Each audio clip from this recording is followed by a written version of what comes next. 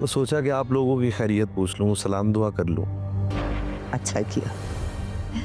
लो अंबर भी आ गए। अस्सलाम वालेकुम जावेद भाई। जी तो बेटा। अम्मी, मैं जावेद भाई के खाने के लिए कुछ इंतज़ाम कर देती हूँ। नहीं बेटा, अभी तो मैंने तुमसे काम शुरू ही नहीं करवाया। मैं देखती हूँ, तुम बैठो। मैं देखती हूँ जाके। जी।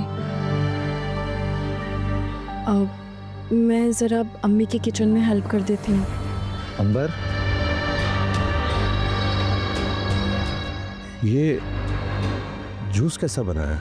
क्यों? ये देखो जरा, ये क्या है इसमें? मैं चेंज कर देती हूँ। ये नहीं, ये देखो ना, ये देखो क्या है इसमें। ये एक मिनट ना, ये पकड़ो इसको।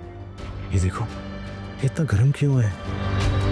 मुझे इतनी गर्म चीजें पसंद नहीं है अंबर। तुम्हें पता है, तुम शादी के दिन बहुत प्यारी लग रही थी और आज तो उससे भी ज्यादा प्यारी लग रही हो। ये देख, तुम्हारी मेरी कोई तस्वीर नहीं है? हाँ, एक मिनट, ये देखो। ये एक मिनट, क्या हो गया? जूसी तो है।